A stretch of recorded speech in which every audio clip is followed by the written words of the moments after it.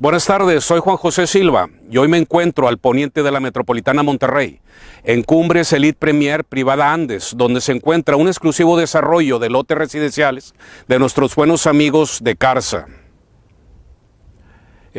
Nos encontramos en 1850, es una década decisiva. En nuestro capítulo anterior les comenté que la industria del azúcar, sobre todo a través del piloncillo, fue decisiva para el posterior desarrollo industrial de Monterrey y del estado de Nuevo León. Y no nada más del estado, sino de todo el noreste. ¿En qué consistía esa actividad? Era que a partir de la caña de azúcar que se sembraba en los cálidos y fértiles valles al sur de la ciudad, eran procesados. Cada zafra tenía lugar allá aproximadamente entre el mes de septiembre y el mes de octubre. Se cosechaba y a partir de ahí había un interesante proceso donde tenía mucho que ver el agua pura, limpia y cristalina que bajaba de los arroyos o que baja de los arroyos de la Sierra Madre Oriental. Después de que era molida, se sacaba una melaza y que junto con el agua procesada en unos enormes ollas o cántaros de cobre, de bronce, tenía lugar un proceso. Se calentaba aproximadamente a 300 grados. Después de un proceso de 6-7 horas, se dejaban enfriar en unos moldes tipo triangulares de madera, y eso daba lugar a un exquisito dulce que aún en nuestros días degustamos, y es el famoso piloncillo. Cada piloncillo agrupados en 50 o 100 productos iba a dar a unos lugares tan lejanos que eran las minas de Parral, Chihuahua, las minas de Durango, y en un lugar tan lejano como la hermosa ciudad de Guadalajara, allá en el occidente de la República Mexicana. En 1855, un 24 de mayo, tiene lugar un hecho decisivo que no nada más va a impactar la vida industrial, política y social de Monterrey de Nuevo León, sino también en el resto de la República Mexicana. Ocurre un golpe de Estado, uno de tantos golpes de Estado que causó una anarquía, y es derrocado el famoso 15 uñas, don Antonio de Padua María López de Santana y Pérez de Lebrón, mejor conocido como el General Santana. Aquí en Nuevo León, el 24 de mayo de 1855, un exfuncionario del gobierno de nombre Santiago Vidaurri Valdés y Borrego, nativo de una hermosa tierra que se llama Lampazos de Naranjo, allá en el norte del estado, toma el poder al amparo de un llamado plan libertador, o el plan de la libertad nacional. Toma el poder ejecutivo en el estado de Nuevo León y va a comenzar una época dorada que se va a extender por casi 11 años. 1855, verano, don Santiago Vidaurri Valdés y Borrego determina someter a un referéndum la anexión del vecino estado de Coahuila, y eso va a permitir que las riquezas de Nuevo León, junto con las riquezas de Coahuila, junto con el entusiasmo y el afán, el espíritu trabajador de esa gente, logre que Monterrey se posicione como un emporio comercial.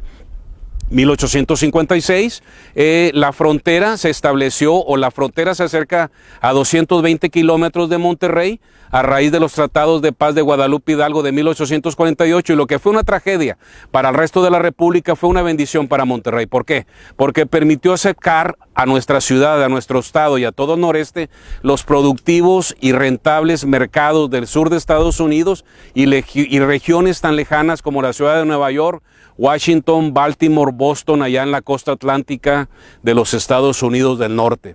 Hay una fecha que quisiera que recordaran. 26 de enero de 1856 se establece una primitiva industria que va a ser la de los hilados y tejidos.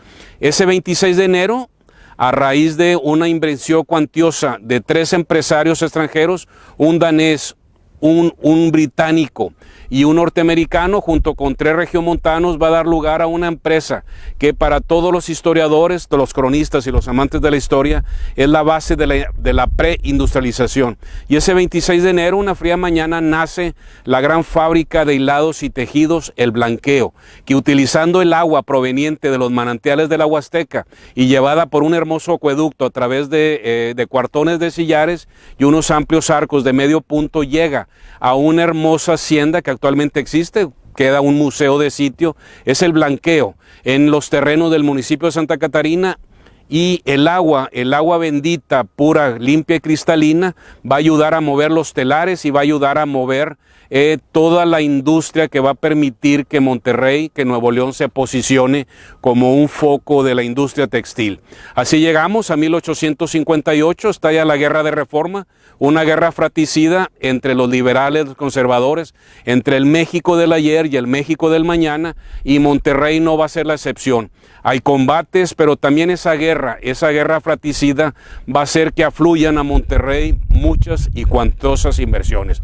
Diciembre de 1860, el bando liberal gana esa guerra fratricida, y en enero de 1861, aproximadamente a 3,000 kilómetros al este de Monterrey, va a estallar un conflicto que va a ser decisivo en la conformación industrial de Monterrey, de Nuevo León y del noreste.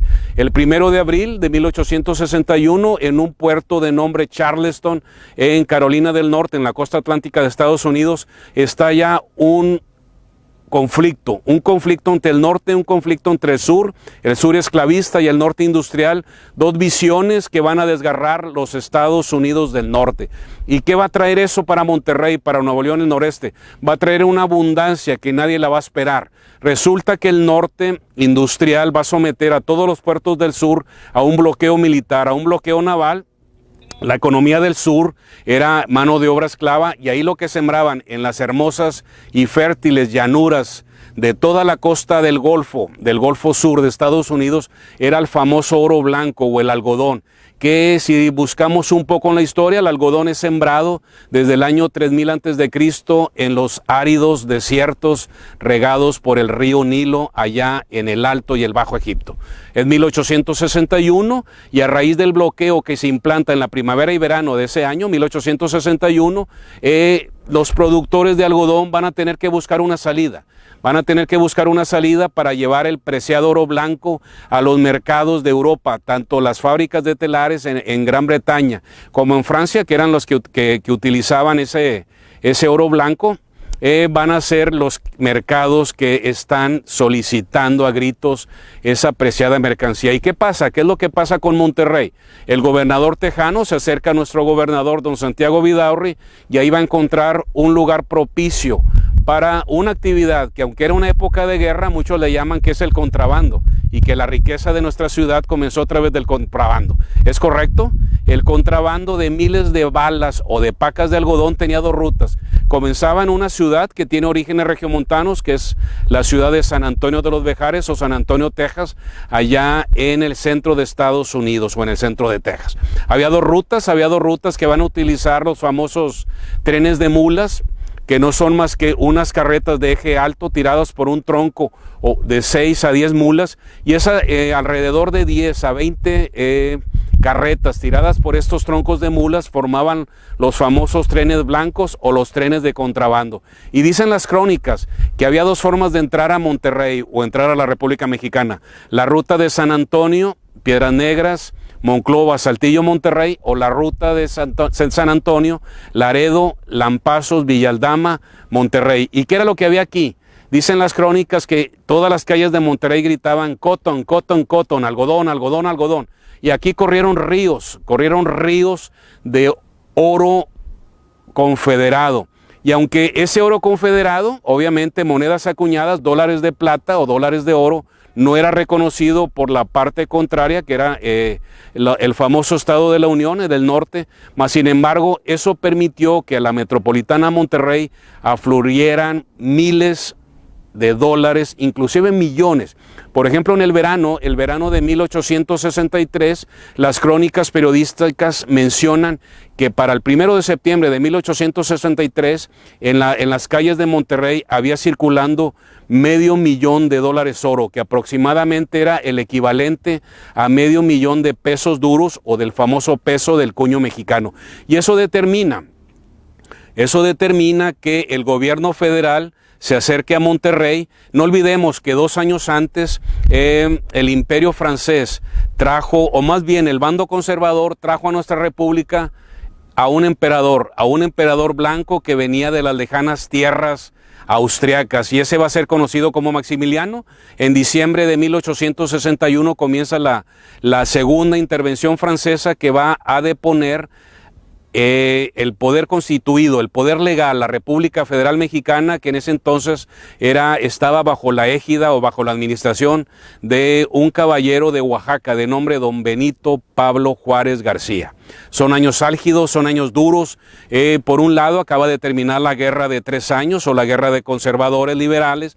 Por otro lado empieza una fratricida invasión extranjera, que son las bayonetas francesas, que va a estar sosteniendo el trono del mal llamado Segundo Imperio Mexicano, encabezado por un caballero de nombre Maximiliano de Austria. Son años duros, son años álgidos, la nación es invadida por tropas extranjeras, lo que motiva que el gobierno legalmente constituido, el gobierno, la administración de don Benito Juárez, comience a moverse hacia el norte en aquella famosa peregrinación, aquel famoso carruaje, y es por eso que una vez que llega a la ciudad de Saltillo en enero de 1863, tenga bien pedirle, solicitarle y exigirle al gobierno estatal de don Santiago Vidaurri que entregue esos miles de millones o esos cientos de miles de dólares de oro confederado, que era el producto del comercio ilegal o el contrabando.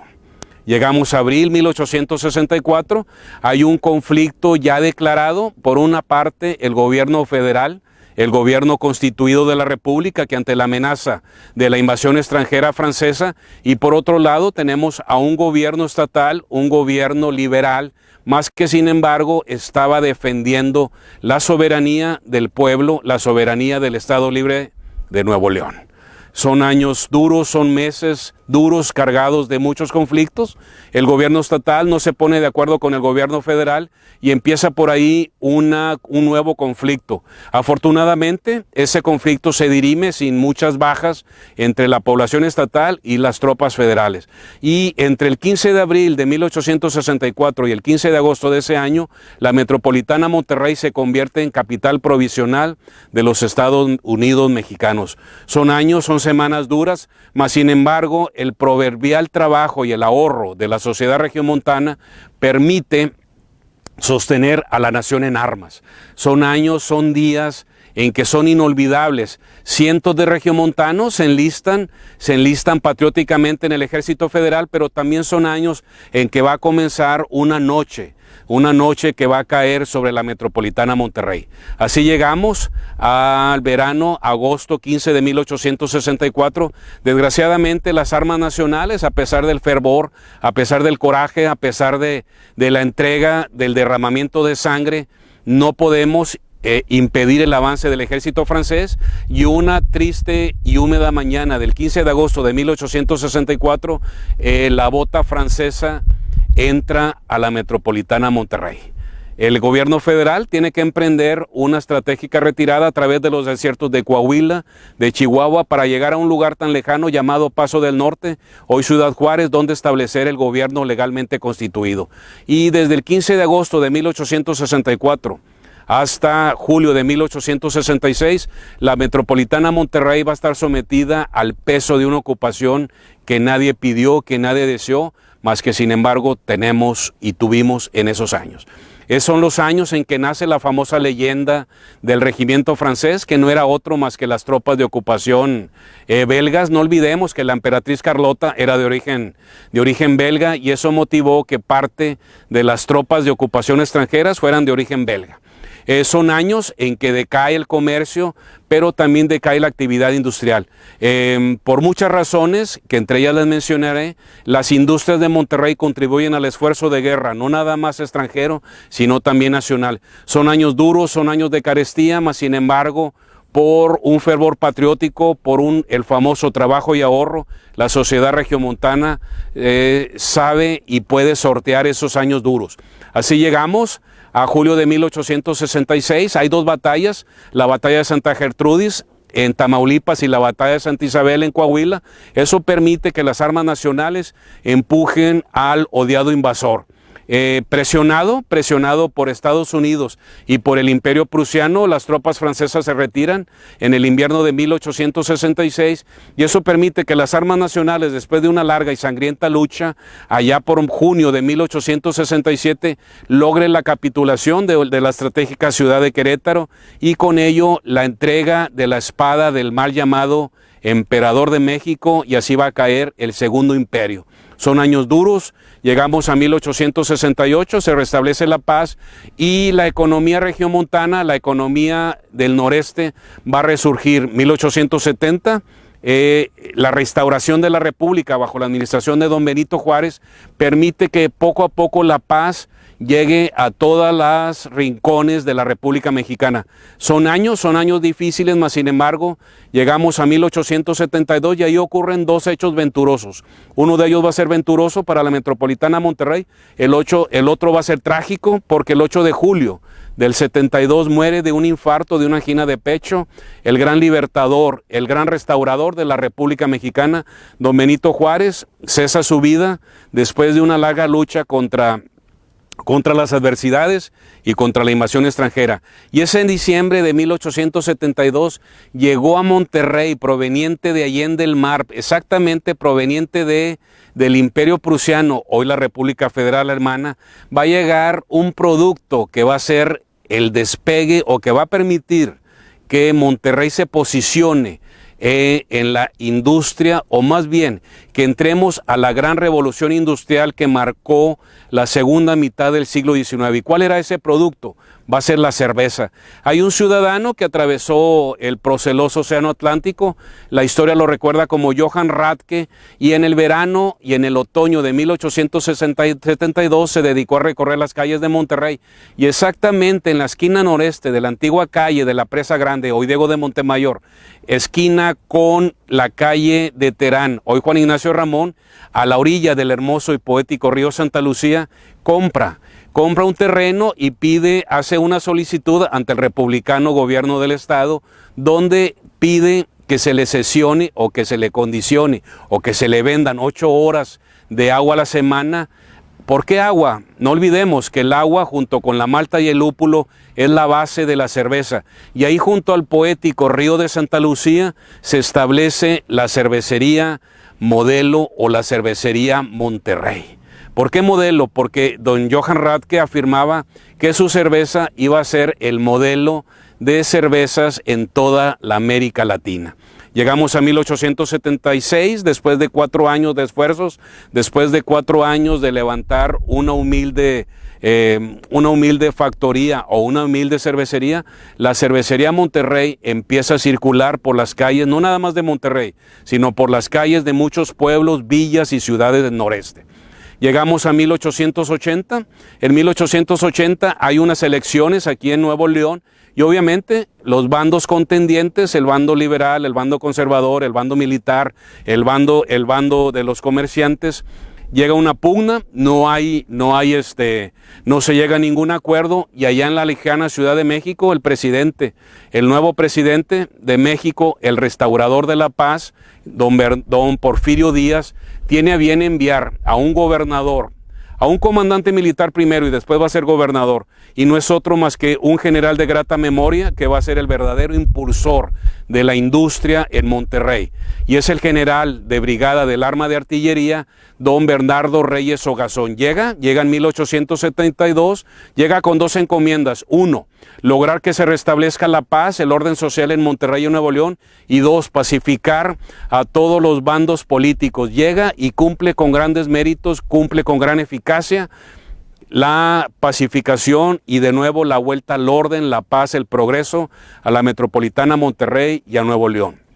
Llega como comandante militar, pero fue tan eficaz esa labor que el Congreso de la Unión, a través de una solicitud del Ejecutivo encabezada por el general Porfirio Díaz, tiene a bien nombrar no nada más comandante militar de todo el noreste, sino también como gobernador interino constitucional del nuevo Reino de León o del nuevo Estado Libre y Soberano de Nuevo León, a don Bernardo Reyes. Y así va a comenzar una época dorada que se va a extender desde el verano de 1883 hasta el otoño de 1909. Son años álgidos, son años en que la revolución industrial, a través de la máquina de vapor y sobre todo de lo que los crónicas de la época llamaron el herado de progreso, van a llegar las vías del ferrocarril a Monterrey.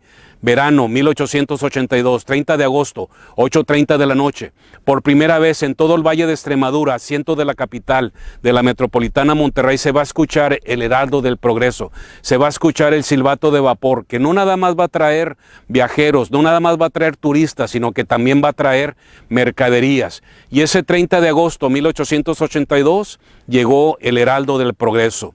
Y a partir de ese momento y hasta 1889 aproximadamente va a llegar un aluvión de inversiones, y esas inversiones van a promover o van a impulsar una industria que no se conocía en Monterrey, que va a ser la industria de la hospitalidad, mejor conocida como los hoteles, los hostales y las casas de asistencia, o más bien en esa época se le llamaba las casas de mantenimiento. Cosa rara, porque ese término ya mencionado en las crónicas, que no van a ser otras más que las casas de huéspedes. Y alrededor de la Plaza de Armas, hoy Plaza Zaragoza, se establecen una serie de grandes hoteles. El Hotel Windsor, en recuerdo de la sede real del poder imperial en Gran Bretaña, el Hotel Monterrey, el Hotel Zaragoza, se va a fundar un hotel al noreste de la capital, exactamente al pie de un cerro que le llaman del Topo. Hay unas aguas termales, ahí se va a abrir una casa de reposo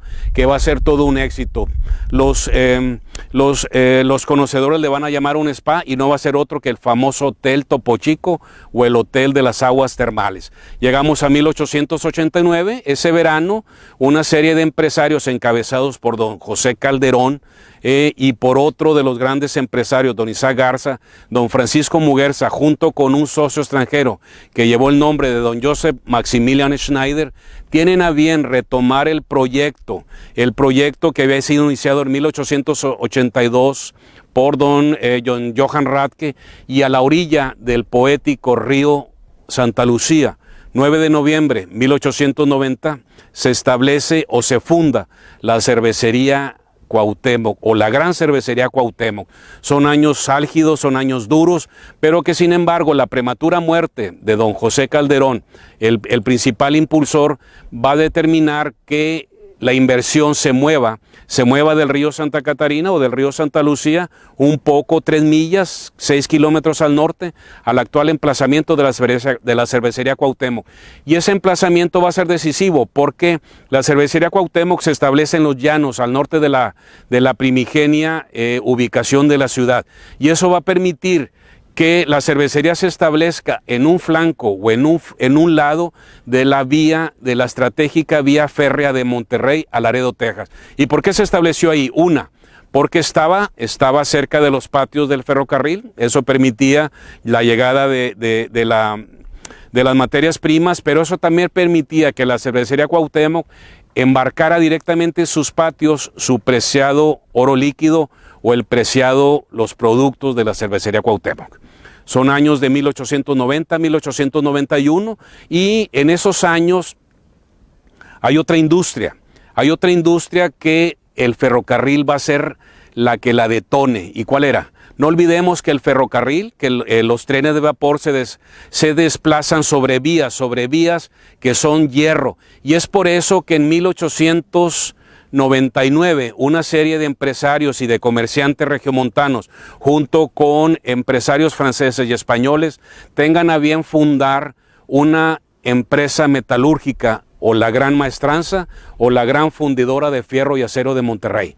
Enero 30, 1901, en la esquina de la vieja calle del Comercio y Morelos, con la esquina del Ojo de Agua, hoy Zaragoza, se establece formalmente, con un capital de $1 millón de pesos oro, se establece la Gran Fundidora de Fierro y Acero de Monterrey, o la Gran Maestranza. Son años de la paz porfiriana.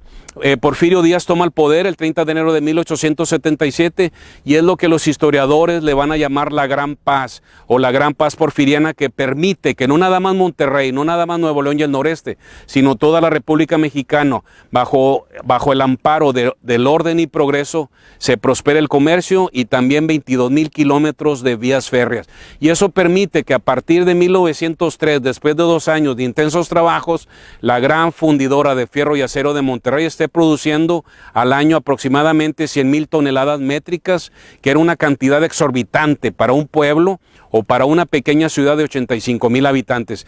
Y hay otra industria Hay otra industria que quedó en el olvido, pero que también fue decisiva desde 1846, y no era otra más que las tenerías. Las tenerías van a hacer un giro de 180 grados, y esa incipiente industria de cuero se va a transformar en una industria textil, en una industria que va a dar a Monterrey lustre, y es la industria de hilados y tejidos. Así llegamos a 1901, llegamos a un nuevo siglo, y se establece al oeste de Monterrey, aproximadamente a 300 kilómetros, en una sierra que lleva el poético nombre de Sierra Mojada, que de mojada no tiene nada, son los desiertos de Coahuila.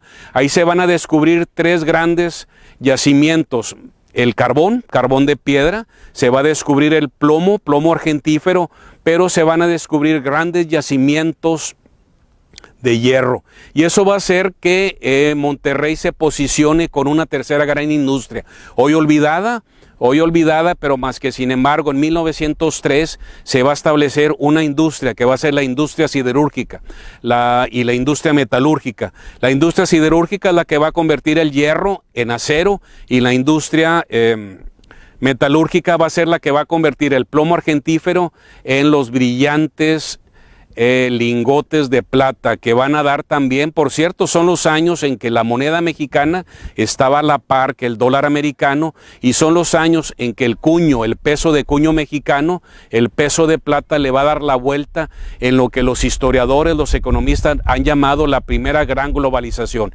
impulsada por los barcos de vapor, impulsada por el ferrocarril, pero sobre todo soportada por los miles, por los cientos de millones de pesos que eran acuñados, que eran producidos a través de lingotes de plata en la industria metalúrgica de Monterrey.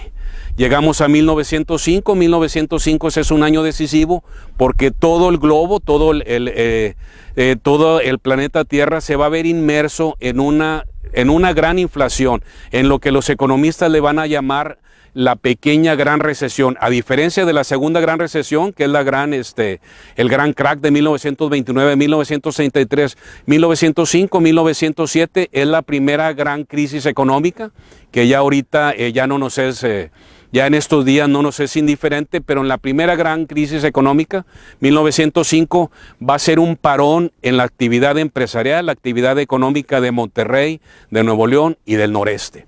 Para 1908, la situación política en México, aunque hay una estabilidad de más de 30 años, por ahí empiezan a resurgir en algunos espíritus empieza a resurgir el ánimo de cambiar la dictadura. Esa dictadura que trajo orden y progreso y que a Monterrey le permitió un desarrollo económico e industrial sin igual. Por ahí hay un empresario, un agroindustrial de nombre don Francisco I. Madero, que en los lejanos desiertos de Coahuila nace una inquietud. Escribe un pequeño librito, La sucesión presidencial, que va a causar un estampido en toda la República Mexicana. En 1909 es un año terrible para Monterrey. El 24 de julio estalla un incendio a lo largo de 2 manzanas entre Escobedo y Emilio Carranza, y todos los negocios, comercios situados en la parte norte de la calle del Comercio Morelos, entre Escobedo y Emilio Carranza, van a ser arrasados. Todo el 24 y 25 de julio se incendian más de 20 negociaciones, hay unas cuantas bajas, pero ese va a ser el detonante de algo que va a cimbrar la actividad económica, la actividad industrial de Monterrey. 24 de julio, el gran incendio de Monterrey. Pasamos a agosto. El 16 de agosto comenzaron unas lluvias atípicas, es el mes de agosto, por lo general aquí hay mucha lluvia, pero a partir del 16 de agosto y hasta el 28 de ese mes van a ocurrir unas lluvias catastróficas. Actualmente diríamos que entró una depresión tropical o una depresión ciclónica del grado 5. En ese momento no teníamos los elementos para poder determinar. Lo único que se sabía es que iban a llegar grandes lluvias. 24 de agosto comienzan unas lluvias a las 3 de la tarde, y dicen las crónicas que no paró de llover. Desde las 3:30 del 24 de agosto no paró hasta las 7:30 del 28 de agosto. ¿Qué es lo que pasó? Llueve ininterrumpidamente con algunos lapsos, y eso va a permitir que un gran acumulamiento de agua en el flanco de la Huasteca y de la Sierra Madre Oriental, donde estamos sentados la ciudad, va a permitir que se acumule miles y miles de metros cúbicos de agua. El río Santa Catarina, que por lo general tiene un cauce seco a lo largo de más de 10 meses del año, se va a salir de madre, miles de metros cúbicos se van a desparramar. La trágica noche del 28 al 29 de agosto de ese trágico año del 9 va a ser inolvidable. Más de 40 manzanas al norte y al sur del centro de la ciudad va a ser arrasado. El barrio de San Luisito, hoy conocido como la Colonia Independencia, más de 20 manzanas van a ser arrasadas hasta sus cimientos, y al norte del río Santa Catarina, a una calle que se llama Hidalgo y Morelos, todo eso va a ser arrasado. Las aguas llegaron hasta los muros sur de Catedral de Monterrey. Aproximadamente hay 5,000 muertos, 5,000 cabezas fueron contadas. No sabemos cuántas bajas hubo en el resto de Nuevo León, de Coahuila, de Tamaulipas, pero nada más en la ciudad de Monterrey 5,000 víctimas mortales. El comercio se detiene, obviamente las vías al norte, al sur, al este, al norte de Monterrey son arrasadas, los puentes son destruidos, y eso va a hacer que ese otoño sea uno de los más tristes.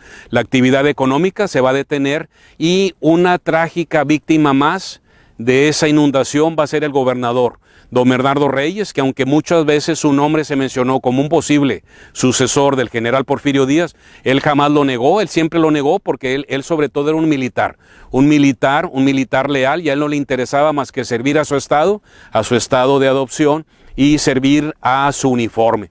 Le llegan unos informes infaustos, unos informes donde se dice que el general Bernardo Reyes tiene la tentación de levantarse en armas y de destronar al presidente Porfirio Díaz. Obviamente el general Porfirio Díaz, un viejo guerrero, un viejo entrado en años, pero también con mucho conocimiento, lo manda, le da una comisión donde lo envía a Europa a un exilio forzado. ¿Y cuál era esa comisión? Que se tardara todo lo que pudiera, estudiara las últimas novedades, las estratégicas y las tácticas de todos los ejércitos europeos.